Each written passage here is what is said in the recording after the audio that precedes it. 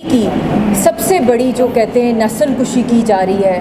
ہمارے ساتھ ہی وہ لوگ ہیں ایک جیل کے اندر بند ہیں اور ذبح خانے کھولے ہوئے ہیں, انڈر گراؤنڈ ٹارچر سیلز ہیں. آئی تھنک دنیا کی تاریخ میں ہم نے اتنا ظلم کہیں نہ دیکھا, نہ سنا, نہ کوئی ریسرچ کی کہ جہاں ایک نہتی قوم ہے اس کے اوپر 8 سے لے کر اب 10 لاکھ تک ایک دہشت گرد آرمی مسلط کر دی جائے, اور اس کے ساتھ ساتھ ان 3 سالوں کے اندر ان کی دہشت گرد آرمی کے ساتھ ان کی دہشت گرد عوام 60 لاکھ انڈینز کو ان 3 سالوں کے اندر ڈومسائل سرٹیفکیٹس ایشو کیے گئے ہیں. اور 1 سال کے اندر مودی خونی سرکار کا ایک منظم پلان ہے کہ وہاں پہ ایک پورا ہندوتوا کا, اکھنڈ بھارت کا ایک پورا کا پورا مقبوضہ جموں کشمیر کو ایک ہندوتوا کی وادی بنا دیا جائے, جموں سے لے کے کشمیر تک, لداخ سے لے کے ویلی تک. اور ہم سب یہ بات بھولتے کبھی نہیں ہیں کہ 1947 کے اندر یہی خونی RSS نے جموں کے اندر 5 سے 6 لاکھ جموں کے مسلمانوں کو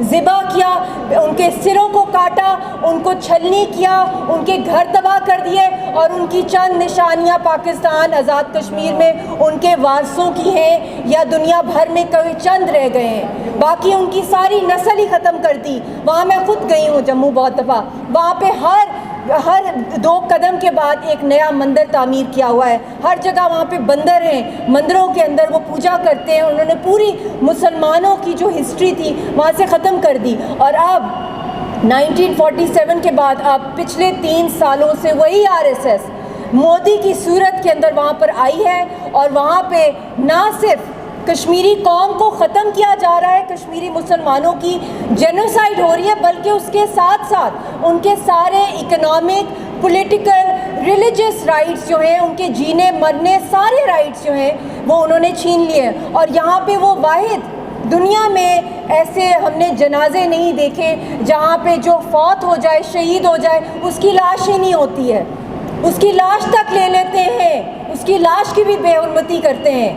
اور آج میرا پیغام ہے آزاد کشمیر کی عوام کے لیے بھی کہ جب ہندوستان نے اکھنڈ بھارت کی بات کر دی اور نہتی کشمیری قوم وہاں پہ لڑ رہی ہے, اور آپ کے سب کے جو لیڈران ہیں ان کو موت کی گھاٹ میں ڈال دیا ہے, ان کو قتل کیا جا رہا ہے. یاسین صاحب کو ایک ڈیتھ سیل میں رکھا ہوا ہے, حال ہی میں ایک ہی زندگی کے اندر ان کو 2 عمر قیدیں ملی ہیں, اور اس کے ساتھ ساتھ 10 سال بامشقت قید دی گئی ہے, اور قید تنہائی.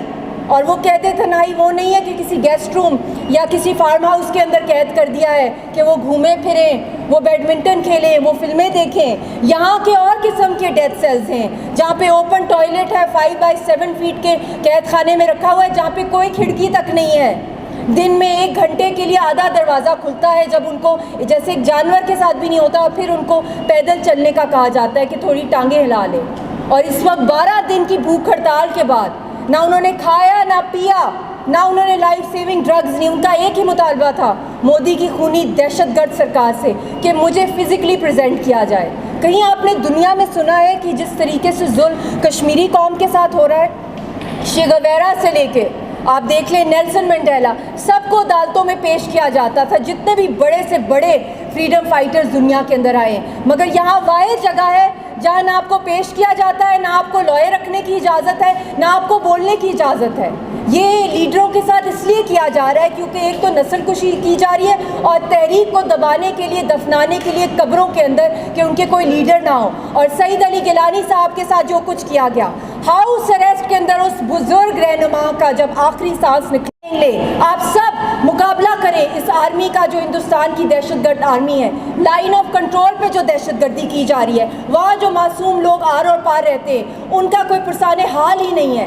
ہم نے اب مقابلہ کرنا ہے, ہم نے ڈٹ کے نکلنا ہے.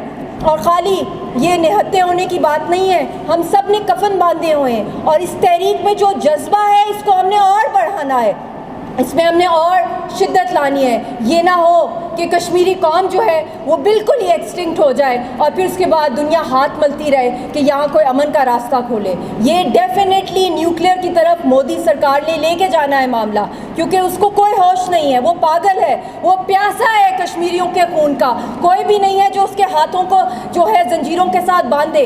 ہم نے روکنا ہے اس کو. ہم نے کیسے روکنا ہے؟ اپنی بہادری, اپنی دلیری سے, اور اس کو یہ پیغام دینا ہے کہ ساری آزاد کشمیر کی قوم جو ہے وہ نکلے گی سڑکوں پہ, لائن آف کنٹرول بھی وہ توڑے گی اگر اس سے زیادہ اور کوئی دہشت گردی کی. اور ہماری جو لیڈرشپ ہے, میں یہ بھی کہنا چاہتی ہوں, مودی کو آج میں یہ وارننگ دینا چاہتی ہوں. میں نے اس کو خط بھی لکھا یاسین صاحب کے حوالے سے, اس کے بعد اس نے کوئی جواب نہیں دیا.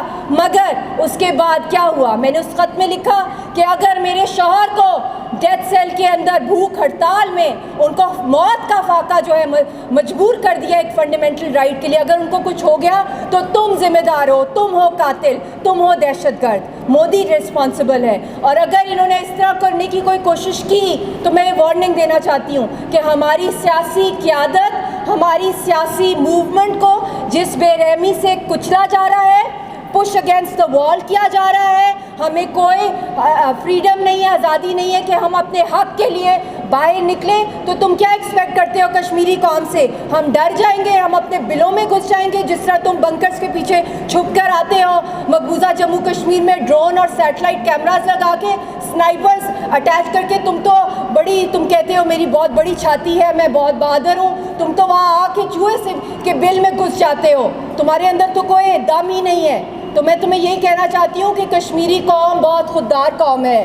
ہم لوگ صرف قبروں میں جانے کے لیے نہیں ہے, شہید ہونے کے لیے. ہر کشمیری کا یہ عزم ہے کہ ہم مقابلہ کریں گے, ہمارے پاس بے شک بندوق نہ ہو, یہ سوسائڈ بامبرز بنیں گے, ساری انڈین آرمی کو تباہ کریں گے. اس کی یہ بھول ہے جو یہ سمجھتا ہے کہ ہم لوگ ایسے ہی اس کو جو اڑا دینے چاہیں گے کہ ہمارا پورا کشمیر کو لوٹ لے. یہ اس دور کی سب سے, صدی کی سب سے بڑی ڈکیتی ہو رہی ہے, سب سے بڑی لینڈ گریبنگ ہو رہی ہے پوری دنیا کے سامنے. اور دنیا جو خاموش تماشائی ہے, میں دیکھوں گی 1-2 سال میں وہ کیا کرے گی. یہاں پہ اگر یہ منی انڈیا میں تبدیل ہوتا ہے اور کشمیری قوم یہاں پہ سوسائڈ بامبرز کی طرف مجبور ہو جاتی ہے اور لیڈرشپ کو سب کو قتل کر دیا جاتا ہے, تو پھر آپ سمجھیں کہ نہ صرف مائکرو نیوکلیئر ایکسچینج ہوگا, پورا خطہ تباہ ہوگا, پھر دنیا جاگے گی. مگر بدقسمتی سے دنیا بہت دیر کے بعد جاگتی ہے. مگر ان کو میری طرف سے یہی پیغام ہے اپنی قوم کو کہ اپنے حوصلے بلند رکھیں. ہم نے سفید کفن ضرور باندھا ہوا ہے, مگر ہم نے رونا نہیں ہے, ہم نے اپنے حوصلوں کو بلند رکھنا ہے. اور یہ بہت عظیم جدوجہد ہے, اور بہت خوش قسمت ہیں ہم سب لوگ کشمیری قوم جو اس دور کے, اس صدی کے یزید کے سامنے, باطل کے سامنے ہم کھڑے ہوئے ہیں, ڈٹ کے مقابلہ کر رہے ہیں. ہمیں کوئی ڈر نہیں ہے. جس کو موت کا ڈر نہیں ہے اس کو اللہ جو ہے حفاظت دیتا ہے, پھر اللہ کا قہر پڑتا ہے. کرونا بھی آیا دنیا کے اندر, جب 5 اگست کو شہرہ کٹی, ساری کشمیری قوم کے اوپر کرفیو, سیج جو تھا اس کے اوپر لاک ڈاؤن امپوز کیا, پھر کیا ہوا؟ کسی نے آ کے کشمیریوں کا ہاتھ نہیں بٹایا, نہ روکا اس ظلم کو, تو پوری دنیا قید میں چلی گئی. اب بھی وقت ہے دنیا اگلے قہر الہی سے بچ جائے اور اللہ کے جو غصے سے بچ جائے اور توبہ کرے اور کشمیریوں کی آواز بنے اپنے آپ کو بچانے کے لیے. بہت بہت شکریہ.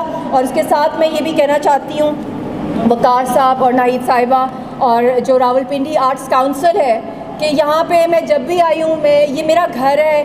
یہ مجھے سری نگر کی ایک آرٹ ایگزیبیشن کے علاوہ لگتا ہے کہ واقعی میں جو اس کا دل ہے وہ سری نگر کے اندر ہے, لال چوک کے اندر ہے. اور ہر دفعہ جب میں یہاں آتی ہوں نئی سے نئی لیٹسٹ جو ہے تصویریں ہوتی ہیں, اور نئے سے نئے جو ظلم کے اور ہیومن رائٹس وائلیشنز کی جو ایپیسوڈز ہیں وہ دکھائے جاتے ہیں. بہت دل دکھتا ہے, مگر اس کے ساتھ ساتھ جب ہم اپنے شہیدوں کی لاشوں کی تصویریں دیکھتے ہیں جو ظلم ہوتا ہے, تو پھر میرے اندر ایک اور بھی زیادہ جذبہ جو ہے بڑھ جاتا ہے کہ ہم نے مقابلہ کرنا ہے. اور اس جنگ میں ہم نے اپنی ول پاور کو بالکل نہیں کمزور کرنا, کیونکہ یہ ہمارے ایمان کا حصہ ہے کہ شہیدوں کا رنگ جو ہے, جو خون ہے, وہ رنگ لائے گا, اور مایوسی کفر ہے انشاءاللہ.